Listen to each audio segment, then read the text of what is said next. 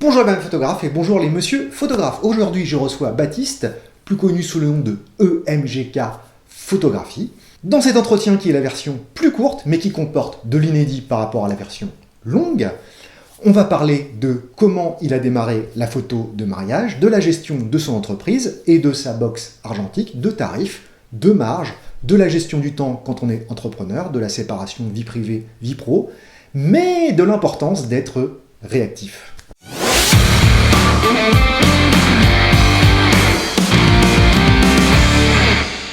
C'était quoi tes plus grosses difficultés pour commencer? Comment tu t'as pensé pour tes tarifs, tes clients? Pour mes premiers clients, en gros, ça a été très simple. J'ai commencé, j'ai posté une annonce sur Le Bon Coin. Et j'avais aucune formation en photo. Quand j'y repense aujourd'hui, que je vois les conseils pour se lancer, etc., quand je me suis lancé, j'étais un peu inconscient parce que j'avais quoi? J'avais peut-être 1 an et demi de photos derrière moi, quelque chose comme ça, 1 an et demi, 2 ans, même pas. Donc bon, je m'étais pas lancé que en argentique. L'idée, c'était, je fais votre mariage et il y aura quelques photos en argentique qui seront prises dans le photo. Je travaillais quand même beaucoup en numérique parce que je me sentais pas la responsabilité de tout faire en argentique. J'avais pas le niveau de connaissance pour le faire. Et puis, je pouvais pas facturer, enfin, je me voyais pas facturer très cher un mariage à faire en argentique avec mon niveau de compétence. Donc, mes premiers clients, je m'en souviens assez bien, hein, j'ai fait le mariage, j'avais un Canon 100D, donc un tout petit boîtier, pas du tout pro ni quoi que ce soit, et j'avais fait les photos de mariage. Enfin, j'avais déjà mon EOS 5. Donc finalement, mon appareil argentique était beaucoup plus évolué que mon petit numérique, et j'avais facturé, soyons totalement transparents, je crois que j'avais facturé 300 euros. Pas ça. Alors, c'était mairie et vin d'honneur. C'était une petite journée, j'avais facturé 300 euros pour peut-être 4 ou 5 heures de prestation. Donc ça, c'était pas très cher. Et bon, ça restait, c'était vraiment l'idée. Mon discours de vente, ça a été: écoutez, vous êtes mes premiers clients, vous payez pas cher, et puis après j'utiliserai vos photos. Donc faut que je fasse des bonnes photos parce qu'après je vais devoir vendre d'autres prestations plus chères que ça à partir de vos photos. Et en fait, au fur et à mesure, après, j'ai eu d'autres clients sur cette année-là. Et au fur et à mesure, j'ai ajouté un peu plus d'argentique à chaque fois, en remontant à chaque fois les prix sur les prestations.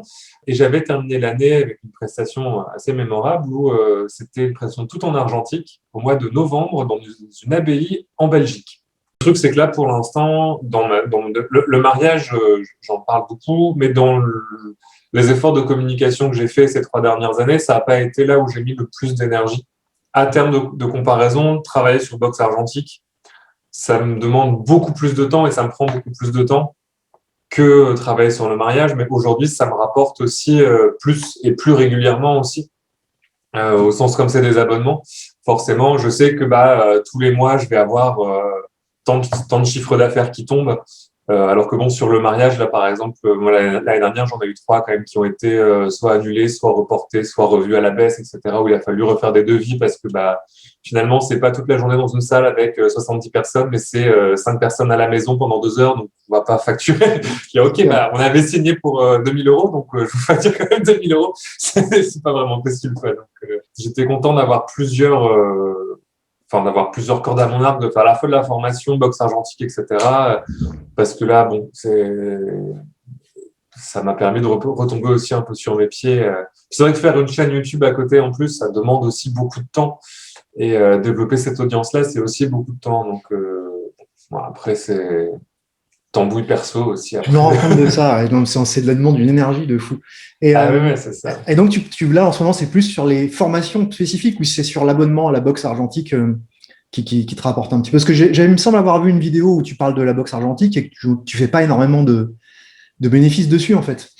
Alors, en termes de. J'avais fait. Alors, c'est pas une vidéo la dernière fois. En fin d'année, on fait toujours une enquête de satisfaction. Et là, cette année, parce que un des trucs qui revient souvent dans l'enquête de satisfaction, c'est trop cher sur la boxe argentique. Et donc, cette année, j'ai fait une petite infographie pour montrer exactement la répartition des coûts.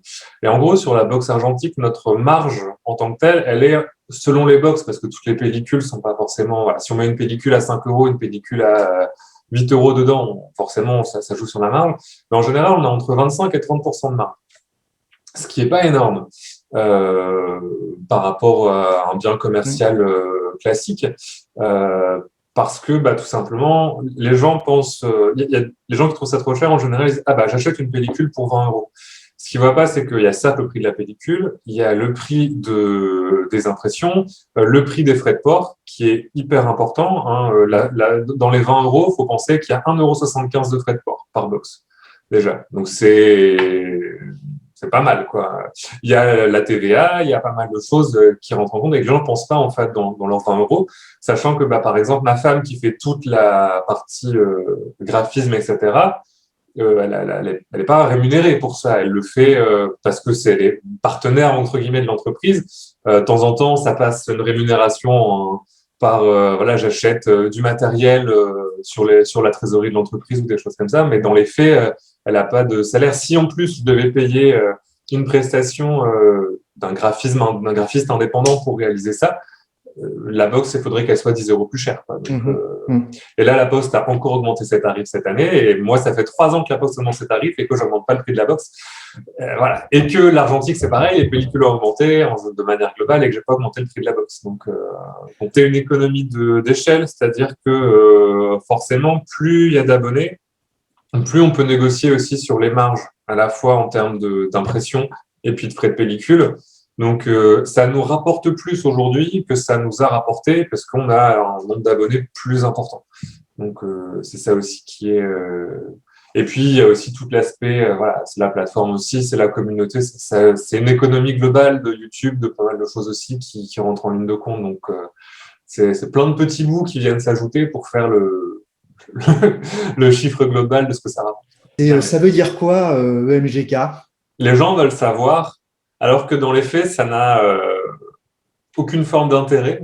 Ça pourrait être n'importe quoi, que ça ne change rien à ce que je fais. Dans une vidéo qui n'est pas encore sortie, mais qui sortira peut-être après ou peut-être qui sera déjà sortie avant, je parle un peu de ça et je parle de l'image qu'on a, de l'image qu'on se crée, de son image de marque, et je t'explique que finalement, un logo, c'est pas important, que c'est ce qu'on fait qui est important, c'est ce qu'on montre. Et en fait, c'est un peu ce que tu es en train de dire là. Je suis assez d'accord avec toi sur ce que tu dis sur l'image de marque, parce que c'est comme quand on voit des fois des gens sur leur site internet de photos ou des choses comme ça, la première chose qu'on voit, c'est clac, leur nom en gros, etc. Si je m'appelle Rufus Tartampion, ça ne dit rien à personne. Rufus Tartampion photographie, je peux le mettre en grand, ça n'évoque rien, et je trouve que des fois, c'est plus intéressant de mettre, je suis photographe de ça, ou mettre en avant sa spécialité en tant que telle.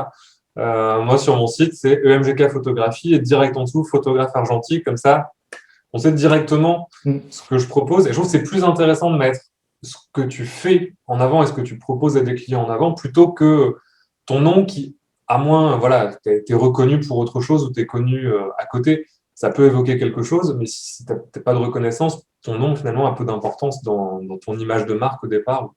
Viendra peut-être avec le temps. Tu es là, tu as plein d'activités. Comment tu gères ton temps en tant qu'entrepreneur? Est-ce que tu arrives à compartimenter un petit peu vie privée, le travail? Voilà. Parce que c'est difficile comme tu es chez toi. Moi, je sais que c'est un truc, j'ai vraiment du mal avec ça. C'est très compliqué, d'autant qu'on est deux à la maison. On est deux entrepreneurs et on est deux à avoir des métiers créatifs et des choses comme ça. Donc, on est… D'où le déménagement aussi. Hein. Ça devenait plus tellement possible dans notre ancien espace. C'est très, très, très compliqué de gérer ce temps-là. Et globalement, j'ai beaucoup de mal. Soyons honnêtes. À la fois, pour compartimenter le temps que devrait me prendre chaque activité, je n'arrive pas à me dire, telle matinée, je bosse 3 matinées par jour sur Box Argentique, 2 après-midi sur YouTube, une matinée, une autre demi-journée sur le mariage, ce qui explique que y a des activités qui prennent le pas sur l'autre, même si d'un point de vue rationnel, c'est pas forcément les activités les plus rémunératrices. D'un point de vue rationnel, si on parle de logique de chiffres et d'entrepreneuriat, c'est pas forcément… je passe par exemple beaucoup de temps sur YouTube, c'est l'activité qui me prend le plus de temps, alors que d'un point de vue revenu brut, c'est l'activité la moins rémunératrice et de très loin. Le calcul qui est fait aussi, c'est de se dire, mais YouTube, c'est aussi beaucoup de communication et de communauté et ça rapporte en décalé. Par exemple, j'ai fait des vidéos sur des formations argentiques il y a 1 an et demi. Je commence à en réserver maintenant. Le temps que ça passe, que je l'ai répété 10 fois, machin, etc. Donc, c'est ça aussi. Après, en termes d'organisation du temps, c'est quelque chose sur lequel j'ai beaucoup de progrès à faire. Il y a plein de trucs. J'ai essayé sur papier, j'ai essayé de me télécharger des applications de liste de choses à faire et je n'arrive pas. Alors peut-être un jour je vais trouver ma méthode et ça va aller, mais je n'y arrive pas. Et je perds beaucoup de temps là-dedans. C'est vrai, c'est problématique. Mais petit à petit, alors déjà il y avait un problème d'espace parce qu'avant on était dans un appartement vraiment plus petit et quand on y avait emménagé, on cherchait tous les deux des boulots vers l'extérieur. Et après, quand tu te retrouves dans un appartement plus petit à bosser en permanence chez toi, enfin, je pense que ça résonne avec le confinement, le télétravail, ça doit résonner pour beaucoup de personnes, même qui sont pas entrepreneurs. Et déjà, le fait d'avoir un espace, là maintenant, on va avoir un espace avec les PC, les machins, où on peut aller pour bosser et fermer la porte et faire autre chose après de la vie. Je pense que déjà, ça permet de couper vachement. Là, ça fait pas très longtemps qu'on a emménagé, mais déjà, je trouve que ça permet vraiment de couper, d'avoir cet espace bureau et cet espace de vie pour compartimenter avec la vie privée. Et ce qui est difficile aussi, notamment quand on a une communauté importante sur YouTube ou sur les réseaux, c'est que c'est quelque chose qui vient en permanence et qui va forcément interférer avec la vie privée. Au sens où tu es en vacances, bah, tu as quand même des gens qui vont te notifier sur Instagram ou qui vont commenter sur ta vidéo YouTube. Et tu as beau te dire, bah, je regarde pas, je machin, etc. Tu reçois les notifications, tu checkes quand même un petit peu pour voir si tout va bien, si machin, etc. Et il y a forcément un impact au quotidien dans ta vie privée, que ce soit pendant tes vacances, que ce soit en week-end, que ce soit le soir, que machin. Moi, j'essaie de pas répondre le soir ou des choses comme ça, mais dans les faits, quand ça fait 2 mois que tu n'as pas eu une demande sur un mariage et que là, tu as quelqu'un qui t'envoie un mail pour un truc, bah, clac, tu as envie de répondre tout de suite pour essayer d'être au taquet sur le truc. Et bon, tu te dis, bon, il est dimanche soir à 22h30, c'est pas forcément urgent, ça peut attendre lundi matin 9h, mais bon, tu as quand même envie d'y aller. Et c'est un peu pareil sur les commentaires YouTube et des choses comme ça, c'est que bah, tu as aussi envie de répondre et d'échanger. Et c'est difficile de mettre une barrière avec la vie privée. Là où moi je la mets, c'est que ma chaîne, elle est sur mon activité photo. Donc, je voulais rebondir sur un truc que tu viens de dire, c'est la réactivité. En fait, effectivement, quand tu t'adresses à des particuliers, tu n'es pas obligé d'avoir une réactivité à l'instant T. Tu ne réponds pas à 22h30, ça te peut attendre le lendemain. Effectivement. Par contre, c'est vrai que quand tu as des entreprises, bon, les entreprises, elles t'écrivent pas à 22h30, mais alors que les mariés, des fois, t'écrivent à 1h du mat. Ça arrive. Quand tu as affaire à des entreprises, en tout cas, quand tu es plutôt en B2B, en fait, là, la réactivité, elle est vraiment très, très importante de répondre parfois dans l'heure qui vient ou en tout cas la matinée si tu as eu le message le matin. Et même pour les particuliers, c'est moins important, mais du coup, ça donne quand même une très bonne image de toi quand tu réagis très vite, quoi. Bah, et puis en plus, moi, ce que j'ai remarqué, c'est qu'aujourd'hui, on a beaucoup mais même pour des particuliers, des sites qui te permettent de contacter 15 photographes en un seul clic avec le même mail, machin, etc. Et bah, sur des prestations de tarifs équivalents où le goût des photos est équivalent et des choses comme ça, bah, la plupart des gens vont aller vers les personnes qui vont être le plus réactives qui vont pouvoir avoir la réaction comme ça dès le début. Parce que dès que tu commences à échanger avec quelqu'un, forcément, tu rentres aussi de plus en plus dans l'univers du photographe, etc. Et bon, ça devient difficile. Moi, je l'ai vu aussi sur une autre activité, sur Box Argentique. Et bah, ça m'arrive de devoir faire le service client. Hein, quelqu'un qui n'arrive pas à se connecter, quelqu'un qui a plus accès aux cours, quelqu'un qui a pas reçu sa box, ça arrive des fois des trucs qui se perdent à la poste, machin, etc. Et là, la réactivité, elle est encore plus importante parce que c'est quelqu'un qui a payé déjà son produit, qui veut l'utiliser et qui n'y arrive pas. Soit parce qu'il peut pas se connecter, soit parce qu'il y a un bug, soit parce que... Et des fois, c'est même pas forcément quelque chose qui est produit par le site ou par quelque chose qu'on a mal fait. Ça peut être, la personne a une difficulté. Et là, moi, j'ai vraiment un sentiment de culpabilité si je réponds pas. Ça m'arrive de répondre à 23h. J'ai même mis sur le site réponse de 10h à 18h pour essayer de m'y tenir, pour que les gens sachent que quand ils envoient un mail, la réponse n'est pas forcément immédiate. Mais c'est moi qui n'arrive pas à m'y tenir. Parce que je me dis, mais cette personne a payé un service auquel elle n'arrive pas à accéder. Et en plus, on est tellement aujourd'hui dans les autres services en ligne sur 24 heures sur 24, 7 jours sur 7, tu peux appeler Amazon n'importe quelle heure du jour et de la nuit, il y a quelqu'un qui va te répondre pour gérer ton problème, que j'ai la sensation qu'on doit faire ça aussi même si on n'est qu'une seule personne, même si on n'a pas une équipe, voilà, donc ça j'en dis que c'est ma femme et moi, hein, on est tous les deux depuis le début, on n'a pas de stagiaire, on n'a pas de... Ça m'est déjà arrivé d'avoir des gens qui disent, ah, tu réponds à mon mail, je m'attendais à ce que ce soit une autre personne qui réponde à mon mail. Je dis, ah, non, il n'y a pas d'autre personne en fait. J'ai toutes les casquettes. Et c'est vrai que sur la réactivité, c'est quelque chose qui est aujourd'hui dans les entreprises et Internet est de plus en plus compliqué, je trouve, à gérer quand tu es une entreprise individuelle. Voilà, on est en écran partagé, chacun de notre côté. Bah, moi, mon petit mot de fin pour mes vidéos, c'est un truc tout con.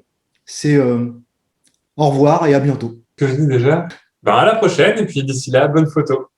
Alors c'est la version courte, mais vous avez la version longue, avec plein d'autres choses qui se disent, très intéressant aussi. Je vous remercie d'avoir regardé cette vidéo jusqu'au bout. Pour soutenir la chaîne, abonnez-vous, likez, commentez, partagez. Merci et à bientôt.